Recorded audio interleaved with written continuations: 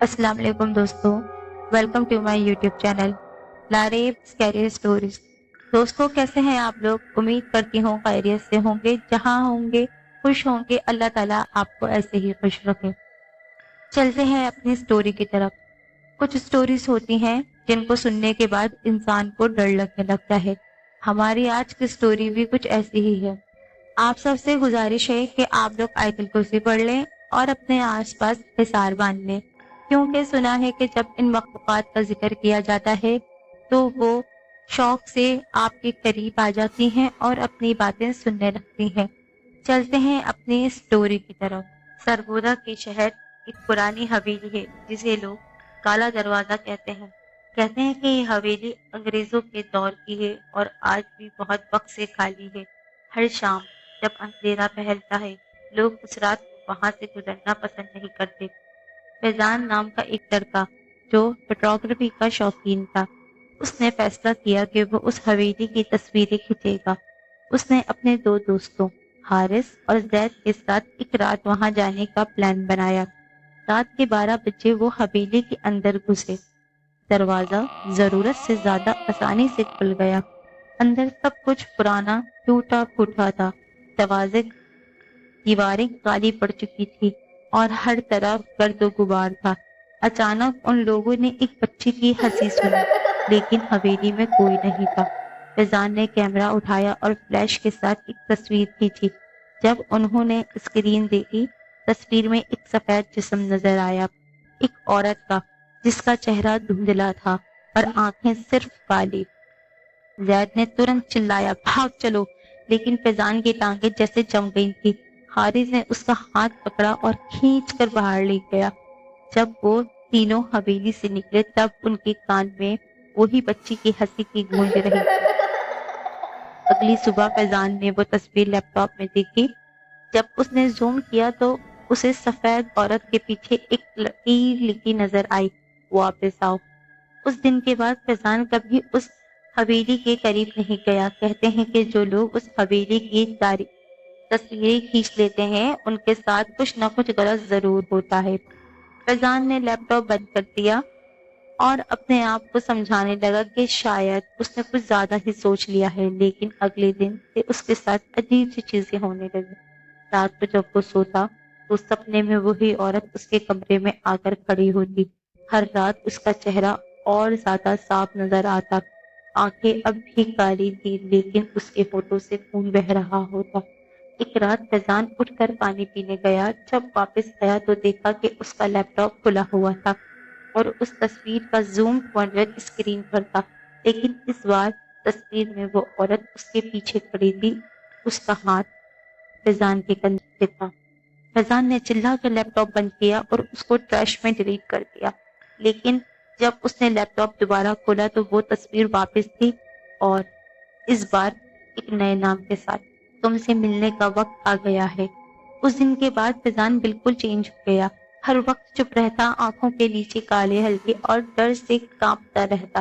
حارث اور زید نے اس سے ملنے کی بہت کوشش کی لیکن وہ کسی سے بھی نہیں ملتا تھا۔ ایک رات حارث نے اس کے گھر جا کر دیکھنے کا فیصلہ کیا۔ دروازہ کھولا تو اندر سب کچھ الٹا پلٹا تھا۔ فیضان فیضان وہ اس کو آواز دیتا۔ لیپ ٹاپ کھلا تھا اور اسکرین پہ وہی عورت تھی، لیکن وہ مسکراتی ہوئی تھی۔ فیضان نے جواب نہیں دیا، کمرے کے کونے میں بیٹھا تھا اور آنکھوں میں ڈر، اور صرف ایک بار بار بول رہا تھا، میں واپس گیا تھا اب وہ میرے اندر ہے، میں واپس گیا تھا اب وہ میرے اندر۔ حارث نے جب فیضان کو اس حالت میں دیکھا تو اس نے ترنت ہاسپٹل لے گیا۔ ڈاکٹرز نے کہا اس پر کوئی سائیکولوجیکل ٹراما ہے، شاید اسے بہت گہری چیز کا اثر ہوا ہے، لیکن حارث جانتا تھا یہ صرف دماغ کا مسئلہ نہیں ہے۔ اسی رات حارث نے فیصلہ کیا کہ وہ حویلی میں اکیلا جا کر اس سب کا پتہ لگائے گا۔ اس نے ایک گو پرو کیمرہ لیا، کچھ اگربتیاں اور وہ پرانی تصویر کا ایک پرنٹ آؤٹ۔ اس نے زید کو کہا اگر میں واپس نہ آیا تو یہ تصویر جلا دینا۔ رات کے 12 بجے حارث نے حویلی میں قدم رکھا۔ اندر سب کچھ پہلے سے بھی زیادہ ٹھنڈا تھا اور زیادہ پرانا لگ رہا تھا۔ ہر طرف ہوا چل رہی تھی لیکن کچھ عجیب سی۔ جیسے کوئی سانس لے رہا ہو۔ حارث نے کیمرہ آن کیا اور اندر چلتے چلتے ایک پرانا شیشے کے سامنے آیا۔ جیسے ہی اس نے اپنی تصویر دیکھی، شیشے میں اس کے پیچھے سے وہی سفید عورت تھی، مگر جب حارث نے پیچھے دیکھا، کوئی نہیں تھا۔ اچانک ہر طرف سے بچی کی ہنسی کی آواز آنے لگی۔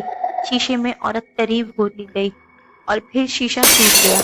حارث نے بھاگنے کی کوشش کی لیکن دروازہ بند ہو چکا تھا۔ اس کے کان میں ایک آواز آئی، اب تم بھی ہمارے ساتھ۔ اگلی صبح زید نے نیوز میں دیکھا، ایک لڑکا سرگودا کی پرانی حویلی میں لاپتہ، صرف ایک کیمرہ ملا ہے۔ کیمرے کی ریکارڈنگ میں حارث چلاتا ہے، بھاگتا ہے اور آخری فریم میں اس کو وہی سفید عورت اس کے سامنے آ کر کہتی ہے، تصویر اب مکمل ہوئی۔ لوگ کہتے ہیں آج بھی کوئی اس حویلی کے پاس سے گزرتا ہے تو بچی کی ہنسی کی آواز آتی ہے، لیکن کسی کی اندر جانے کی ہمت نہیں۔ تو چلتے ہیں اپنی دوسری کہانی کی طرف۔ یہ کہانی ہمیں سمیر نے بھیجی ہے۔ میرا نام سمیر ہے۔ یہ کہانی کچھ سال پرانی ہے، جب میں اور میرا دوست بلال ایک چھوٹے شہر شیخوپورہ کے پاس ایک پرانے ویران بنگلو میں گئے تھے۔ یہ بنگلو میرے دور کے رشتے دار کا تھا جو کئی سالوں سے بند پڑا تھا۔ بس یوں سمجھ لیجیے ہمیں ایڈونچر کا شوق تھا۔ ہم نے سوچا چلو دیکھتے ہیں کیسا لگتا ہے پرانے سنسان جگہوں میں جا کر ایکسپلور کرنا۔ لیکن ہمیں کیا پتا تھا کہ اس رات ہمیں کسی اور دنیا کا دروازہ کھولنے جا رہے ہیں۔ اس دن سرد ہوا چل رہی تھی۔ شہر سے تھوڑے دور ایک تنگ گلی سے ہوتے ہوئے جب ہم دونوں اس بنگلو گئے، رات کا 1 بج رہا تھا۔ چاند بھی آدھا تھا اور آسمان پر بادل تھے۔ رات کا سناٹا اتنا گہرا تھا کہ اپنی سانسیں بھی آواز کرتی لگ رہی تھی۔ بنگلو دیکھ کر کچھ عجیب سا احساس ہوا۔ دیوار پر جلی پرانی بیل، دروازوں پر زنگ اور کھڑکیوں سے جھانکتی کالی اندھیری چپ۔ ایسا لگ رہا تھا کہ یہ جگہ سالوں سے کسی کا انتظار کر رہی ہو۔ دروازہ جب کھولا تو ایک چیختی ہوئی آواز نکلی، جیسے کسی نے اندر سے نفرت میں ہچکچا کے دروازہ کھولا ہو۔ جب ہم اندر گئے تو دیکھا پہلا کمرہ مکڑی کے جالوں سے، مٹی سے اور ٹوٹی کرسیوں سے بھرا ہوا تھا۔ ایک جھولے والی کرسی ہلکی ہلکی ہل رہی تھی جبکہ ہوا رک چکی تھی۔ میں نے بلال سے کہا، یار مجھے کچھ ٹھیک نہیں لگ رہا۔ اس نے یوزول اسٹائل میں ہنسی میں ٹال دیا، اگر کچھ ہوا تو تو بھاگ جانا، میں دیکھ لوں گا۔ لیکن اندر جیسے جیسے بڑھتے گئے ایک بوجھ سا محسوس ہونے لگا، جیسے کوئی ہوا نہیں، کوئی روح ہو جو ہمارے ساتھ ساتھ چل رہی ہو۔ اوپر ایک اسٹور روم تھا جس پر تالا لگا تھا۔ بلال نے ایک لوہے کے پائپ اٹھایا اور زور سے تالا توڑ دیا۔ اندر جا کر دیکھا تو لکڑی کی پرانی باکسز، الماریاں اور ایک ٹیبل تھی جس پر ڈسٹ اور کچھ پرانی چیزیں پڑی تھی۔ ایک الماری کھولنے پر ہمیں ایک ڈائری ملی۔ کور پہ لکھا تھا، بیگم سوریا بانو، 1974۔ اس ڈائری میں وہ لکھتی تھی، میرا شوہر مجھے چھوڑ کر کسی اور کے پاس چلا گیا، میں نے اسے واپس بلایا، اس کی چائے میں زہر ملا دیا، وہ اسی کمرے میں مرا، پھر میں نے خود کو بھی یہاں ختم کر دیا، اب کوئی آئے تو واپس نہیں جاتا۔ یہ پڑھنا ہی تھا کہ ایک عورت کی چیخ جیسی کان میں بالکل پاس سنائی دی، لیکن کوئی بھی سامنے نہیں تھا۔ اس وقت پچھلے دروازہ دھڑ سے بند کر دیا اپنے آپ۔ ہم دونوں نے دیکھا کہ دروازہ لاک ہو چکا تھا، چابی اندر تھی ہی نہیں۔ جب ہم نے دروازہ توڑنا شروع کیا، مجھے محسوس ہوا کہ میری گردن پر کسی نے انگلی رکھی ہے، ہلکی سی لیکن اتنی ٹھنڈی کہ میری جان نکل گئی۔ بلال نے کہا، سمیر میرے ہاتھ کو کسی نے پکڑا ہوا ہے۔ میں نے دیکھا تو اس کی کلائی نیلی رگوں میں پنجے کا نشان بن گیا تھا، جیسے کسی نے زور سے اسے تھام لیا ہو۔ پھر ہمیں ایک عورت کی ہلکی ہلکی ہنسنے کی آواز سنائی دی، اس کے ساتھ ہی لہنگا گھسیٹنے کی آواز، جیسے کوئی دلہن ہماری طرف چپکے بڑھ رہی ہو۔ الماری کے اندر ایک شیشہ تھا، بروکن گلاس۔ اس میں ہم نے دیکھا ایک چہرہ، سفید چہرہ، جلے ہوئے بال، دانت نکلے ہوئے، مسکراہٹ، لیکن وہ مسکراہٹ زندہ لوگوں جیسی نہیں تھی، اس میں صرف نفرت اور انتقام تھا۔ وہ عورت ہر ٹکڑے میں نظر آ رہی تھی اور اس کی آنکھیں ہر اینگل سے سیدھا ہمیں دیکھ رہی تھی۔ بلال نے ایک باکس اٹھایا اور دروازے توڑنا شروع کر دیا۔ میں زور زور سے آیت الکرسی پڑھ رہا تھا۔ جب دروازہ کھلا تو ہم بنا پیچھے دیکھے بھاگے، سیڑھیوں سے گرے، چادر پھٹی، لحاظ چھل گئے، لیکن ہم زندہ نکل آئے۔ باہر نکلتے ہی لگا جیسے کوئی چھاتی سے پتھر ہٹا دیا ہو۔ ہم نے پیچھے دیکھا تو دروازہ اپنے آپ بند ہو گیا تھا اور اس پر ایک نیا تالا لگا ہوا تھا۔ 2 دن تک تو بلال بخار میں رہا۔ اس کے ہاتھ پر پنجے کا نشان تیسرے دن غائب ہوا۔ میں رات کو سونے لگتا تو اپنے خواب میں وہی چہرہ، وہی ہنسی، وہی ڈائری، سب آتا۔ رشتے دار نے بعد میں مولوی کو بلوایا تو پتہ چلا، مولوی نے کہا کہ وہ صرف ویران جگہ نہیں تھی، یہ وہ مقام تھا جہاں کسی کا قتل ہوا تھا، جہاں کوئی روح بند ہے۔ بعد میں بنگلو توڑ دیا گیا، زمین بیچ دی گئی، لیکن اس روح کو سکون ملا یا نہیں کوئی نہیں جانتا۔ سمجھ میں آئی کہ کچھ جگہیں صرف خالی نہیں ہوتی، وہ زندہ ہوتی ہیں۔ کچھ چہرے صرف یاد نہیں ہوتے، وہ دیکھتے ہیں، اور کچھ دروازے صرف بند نہیں ہوتے، وہ اندر بلاتے ہیں۔ چلتے ہیں اپنی اگلی کہانی کی طرف۔ میرا نام جمیل ہے، میں کراچی کا رہنے والا ہوں اور پچھلے 15 سال سے ٹرک چلاتا ہوں۔ دن رات کا سفر، سامان کی ڈلیوری اور لمبی لمبی ہائی ویز پر گزرتی زندگی، یہی میرا کام ہے۔ شہر کے رش اور آبادوں سے دور ہائی ویز کا اندھیرا اور سنسان رستے انسان کے لیے اصل امتحان ہوتے ہیں۔ کوئی ٹرک ڈرائیور یہ بات سمجھ سکتا ہے کہ تھکان، نیند اور تنہائی کتنی بھاری پڑ سکتی ہے، لیکن 2020 کی ایک رات جو کچھ میرے ساتھ کراچی سے حیدرآباد کے سفر میں ہوا، اس نے میری زندگی کا نظریہ بدل دیا۔ اس رات میں پورٹ قاسم سے سامان لے کر لاہور کے لیے نکل رہا تھا۔ رات کے 9 بج رہے تھے جب ٹرک نے ملیس کے کنارے چھوڑ دیے اور میں سپر ہائی وے M9 موٹر وے پر آ گیا۔ شہر کی روشنی پیچھے رہ گئی اور سامنے اندھیرا پھیل گیا۔ بس ہیڈ لائٹس اور ہوا کی سرسراہٹ تھی۔ رات ٹھنڈی تھی مگر دل کے اندر ایک عجیب سی بے چینی اٹھ رہی تھی۔ میں نے گانے چلا کر اپنے آپ کو ہوشیار رکھنے لگا۔ ہائی وے پر کبھی بس یا ٹرک سامنے سے نکل جاتا، ورنہ اکثر سڑک خالی تھی۔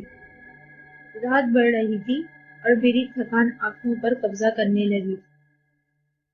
قریباً رات کے 1:20 ہو گئے تھے۔ میں نوری آباد کے قریب تھا۔ اس وقت میری نظر ایک عورت پر پڑی جو سڑک کے کنارے اکیلی کھڑی تھی۔ اس نے سفید شلوار قمیص پہنی ہوئی تھی، سر پر سفید دوپٹہ تھا۔ اس کے پاس کوئی سامان نہیں تھا، نہ کوئی گاڑی، نہ کوئی آدمی۔ اندھیرے میں اس کا سفید جوہر چمک رہا تھا۔ میرے دل میں خوف کی ایک لہر سی دوڑی، لیکن پھر میں نے سوچا شاید کوئی مسافر پھنس گیا ہو۔ میں نے ٹرک دھیما کر کے اس کے پاس روکا اور کھڑکی سے آواز دی، بہن، رات کی اس وقت تم یہاں کیا کر رہی ہو؟ کیا لفٹ چاہیے؟ اس نے دھیرے سے سر اٹھایا۔ اس کی آنکھیں چمک رہی تھی جیسے اندھیرے میں بلی کی چمکتی ہے۔ وہ ہلکی مسکان کے ساتھ بولی، بھائی، مجھے حیدرآباد جانا ہے، مجھے بٹھا لو۔ میرے دل کی دھڑکن تیز ہو گئی۔ ایک پل کے لیے سوچا کہ نہ روکتا تو بہتر تھا، لیکن انسانیت کا سوچ کر میں نے کہا، چلو بیٹھ جاؤ۔ وہ ٹرک کی پیسنجر سیٹ پر چڑھ گئی۔ اس کی چال عجیب سی تھی، جیسے پیر زمین کو چھو ہی نہ رہے ہوں۔ میں نے خود کو سمجھایا کہ شاید میری تھکان آنکھوں کو دھوکہ دے رہی ہے۔ ٹرک پھر سے چل پڑا اور میں نے اس سے کیجول بات کرنا شروع کی۔ میرا نام جمیل ہے، تمہارا؟ وہ دھیرے سے بولی، لوگ مجھے شازیہ بلاتے ہیں۔ اس کی آواز میں ایک بھاری سی گنگناہٹ تھی۔ میں نے نوٹ کیا کہ اس کی نظر کبھی سیدھے سامنے ہوتی تو کبھی میری طرف گھور رہی ہوتی۔ اس کی مسکان عجیب سی تھی، لمحے بھر سے زیادہ دیکھنا مشکل ہو جاتا۔ تھوڑی دیر بعد ٹرک کے اندر ایک عجیب سی بو پھیل گئی، نہ عطر کی نہ سگریٹ کی۔ یہ بو ایسی تھی جیسے مچھلی جل کر خراب ہو جائے یا پرانے پانی سے بدبو آئے۔ سانس لینا مشکل ہونے لگا۔ میں نے گھبرا کر کہا، بہن، یہ بو کہاں سے آ رہی ہے؟ وہ صرف ہلکی سی ہنسی، اس ہنسی نے میرے پورے جسم میں سرسراہٹ ڈال دی۔ میرے دل کو یقین ہو گیا کہ یہ کچھ غلط ہے۔ میں نے سائیڈ مرر سے اس کا ریفلیکشن دیکھنا چاہا، لیکن جب دیکھا تو میری روح تک جم گئی۔ پیسنجر سیٹ پر وہ عورت بیٹھی ہوئی تھی، مگر مرر میں اس کا کوئی سایہ ہی نہیں تھا۔ میرے ہوش اڑ گئے۔ میں نے ٹرک روکنے کی کوشش کری، لیکن اس نے ایک دم گہری آواز میں کہا، ٹرک روکنا مت، ورنہ یہی زندہ دفن کر دوں گی۔ اس کی آنکھیں لال انگاروں کی طرح چمک رہی تھی۔ اس نے دوپٹہ سرکایا اور اس کی گردن کے نیچے زخموں کے پرانے نشان نظر آئے، جیسے کوئی ایکسیڈنٹ ہوا ہو۔ اب میں سمجھ گیا کہ یہ کوئی انسان نہیں ہے۔ ٹرک کا ماحول ایک دم عجیب ہو گیا تھا۔ کبھی لگتا کہ وہ پیسنجر سیٹ پر ہے، کبھی بونٹ پر بیٹھی مجھے نظر آتی، تو کبھی ونڈ شیٹ سے اندر جھانک رہی ہوتی۔ میں نے اسٹیئرنگ پہ اپنی پکڑ مضبوط کری اور آیت الکرسی پڑھنا شروع کر دی۔ اچانک مجھے سامنے جامشورو بائی پاس کی پولیس چیک پوسٹ کی روشنی نظر آئی۔ جیسے ہی میں وہاں تک پہنچا تو وہ عورت ایک دم سے ٹرک سے غائب ہو گئی، نہ سیٹ پر، نہ بونٹ پر اور نہ ہوا میں۔ بس ہوا کا ایک تیز جھونکا آیا، تب تک پولیس والوں نے مجھے روکا اور دیکھا کہ میں پسینے میں بھیگا ہوا ہوں۔ انہوں نے پوچھا، ڈرائیور سب ٹھیک ہے نا؟ میں نے پورا واقعہ بتایا۔ پولیس والوں نے ایک دوسرے کو دیکھا اور پھر مجھے کہا، تمہاری قسمت بہت اچھی ہے، روز رات کئی ڈرائیورز نے یہاں ایک عورت کو دیکھا ہے۔ کچھ سال پہلے یہاں ایک عورت کا ٹرک کے نیچے آ کر ایکسیڈنٹ ہو گیا تھا۔ اس وقت سے یہاں رات کے اندھیرے میں مسافروں سے لفٹ مانگتی ہے۔ جو اس ٹرک میں بٹھاتا ہے وہ زندہ گھر واپس نہیں پہنچتا۔ تم لکی ہو کہ تم چیک پوسٹ تک آ گئے۔ اس رات کے بعد میری زندگی بدل گئی۔ آج بھی جب نوری آباد یا جامشورو بائی پاس سے گزرتا ہوں تو دل میں ایک خوف کی لہر اٹھ جاتی ہے۔ ٹرک کی اسپیڈ اپنے آپ بڑھ جاتی ہے اور میں اللہ کا نام لینا شروع کر دیتا ہوں۔ مجھے اب یقین ہے کہ چڑیل کی کہانیاں صرف افواہ نہیں ہوتی۔ ٹرک ڈرائیور سب سے زیادہ ان کا شکار ہوتے ہیں، کیونکہ وہ اکیلے، تھکے ہوئے اور سنسان رستے پر گزرتے ہیں۔ انسان سمجھتا ہے کہ وہ ہائی ویز اور رستوں کا مالک ہے، لیکن کچھ رستے ایسے ہوتے ہیں جو انسان کے لیے بالکل بھی نہیں ہوتے، بلکہ ان کے لیے ہوتے ہیں جو انسان ہی نہیں ہوتے۔ اگر آپ کو ہماری یہ ویڈیو پسند آئی تو اس کو لائک کریں، شیئر کریں، کامنٹس کریں، اور مزید اس طرح کی ویڈیوز دیکھنے کے لیے ہمارے یوٹیوب چینل لارب اسکیری اسٹوریز کو سبسکرائب کریں۔ اور اگر آپ کے پاس اس طرح کی اسٹوریز یا واقعے ہیں تو وہ آپ ہم سے شیئر کر سکتے ہیں۔ ڈسکرپشن میں موجود ہمارے ای میل ایڈریس پہ، جس کو ہم باقی لوگوں تک نریٹ کر کے پہنچائیں۔